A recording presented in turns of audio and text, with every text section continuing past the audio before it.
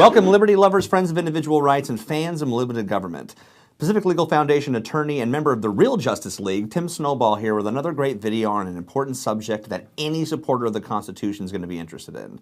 I am talking about the greatest single threat to individual liberty, Franklin Delano Roosevelt. Just kidding, but he was terrible. So what is the greatest threat to liberty?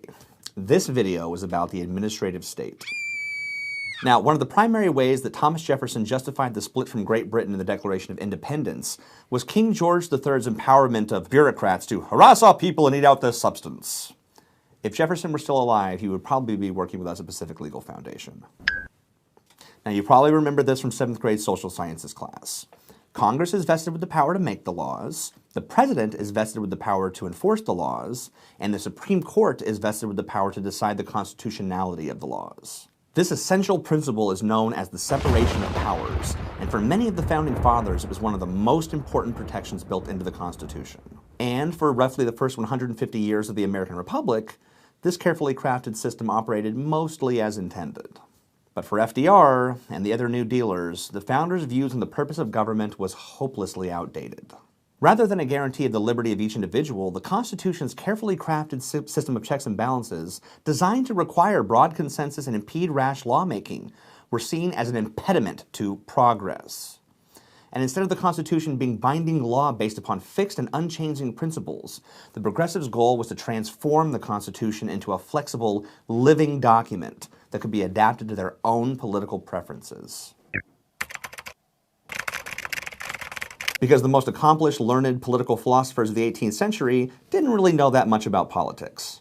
For the Progressives, the natural rights theories of the Founders were incompatible impediments to the government-driven progress they wished to achieve at any cost. And I mean any cost.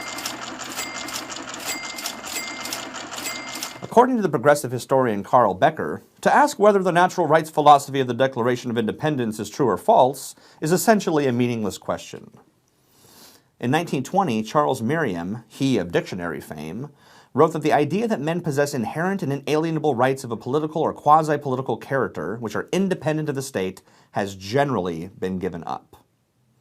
Finally, John Dewey, the progressive father of modern educational theory, once wrote that liberalism is committed to the idea of historic relativity. It knows that the content of the individual and freedom change with time. Thus, the natural rights-based political science of the Founders, in which government exists to secure the natural rights of the people, was traded for rights as the gift of arbitrary and unlimited government. Our founding documents became nothing more than aged parchment, comprising mere suggestions, nothing more than historical curiosities. The way legal theorist Randy Barnett puts it, we went from rights come first, government comes second, to government comes first, and then rights come from the government. Because the country was founded on the idea that people in positions of power know best and are always to be trusted, right? And how did the Progressives propose to fix the Constitution? By centralizing power in a new authority, what has become known as the administrative state. This unelected fourth branch of government would not be constrained by either the Constitution or the people. The idea was to avoid getting bogged down in all these outdated notions of democracy and the rule of law, whatever that is. Never mind that slowing things down and gaining consensus was the entire point. Progressives fought to bypass this carefully crafted and hard-won framework, instead empowering unelected experts, because experts have never led anyone astray.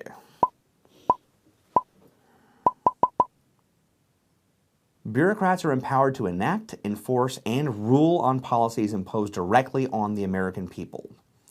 After FDR, add in some poorly drafted legislation and one or two badly decided decisions by the Supreme Court, and you have the behemoth that is the modern administrative state. Maybe an example of how a typical administrative agency functions based on the work of constitutional scholar Gary Lawson will be useful. Here's how the separation of powers works in the modern administrative state. The Commission promulgates substantive rules of conduct. The Commission then considers whether to authorize investigations into whether the Commission's rules have been violated. If the Commission authorizes an investigation, the investigation is conducted by the Commission, which reports its findings to the Commission. If the Commission thinks that the Commission's findings warrant an enforcement action, the Commission issues the complaint. The Commission's complaint that a Commission rule has been violated is then prosecuted by the Commission and adjudicated by the Commission. This Commission adjudication can either take place before the full Commission or before a semi-autonomous Commission administrative law judge. If the commission chooses to adjudicate before an administrative law judge rather than the full commission, and the decision is adverse to the commission can appeal to the commission. If the commission ultimately finds a violation, then and only then, the affected private party can appeal to a bona fide Article III court. But the agency decision, even before an actual court, possesses a very strong presumption of correctness on both matters of fact and of law. Now, besides this blatantly unconstitutional mix of powers, there's also the sheer size of the administrative state to consider. There are now so many administrative agencies controlling the food we eat, the water we drink, the cars we drive, the products we purchase, and nearly every aspect of American life. We aren't even sure how many agencies actually exist. The original purpose of many federal regulatory agencies was probably well-intentioned, such as ensuring safe food, drugs, or working conditions. I say probably because I'm reminded of Thomas Sowell's saying that the welfare state is not really about the welfare of the masses. It's about the egos of the elites. Evidently, Kanye likes this quote too. I'm reminded of a quote by a great American named Tim Snowball. The road to hell is paved with government interventions. But regardless of the need for such regulations or the merit of any particular program, they still must be developed, implemented, and enforced in a constitutional manner. The size, scope, and power of the modern administrative state has far surpassed even the worst imaginings of the Founding Fathers. An explosion of government power unprecedented in modern history, resulting in individual rights violations and the rule of law replaced by the rule of bureaucrats. Now, given everything that's happened, some of you may be wondering whether there's any hope of enacting meaningful change. Well, I'm here to tell you that there is. Since 1973, Pacific Legal Foundation has become one of the most active and successful public interest legal organizations in the United States.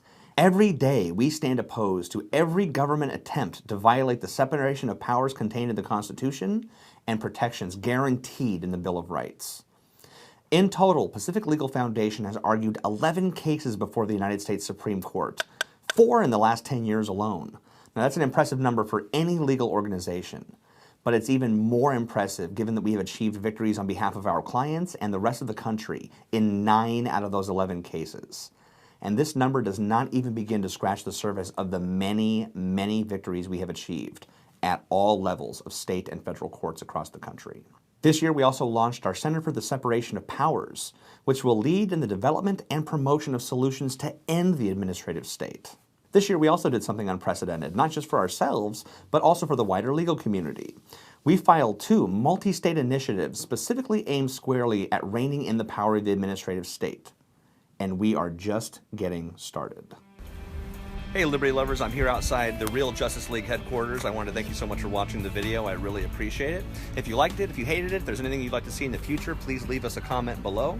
For now, keep fighting.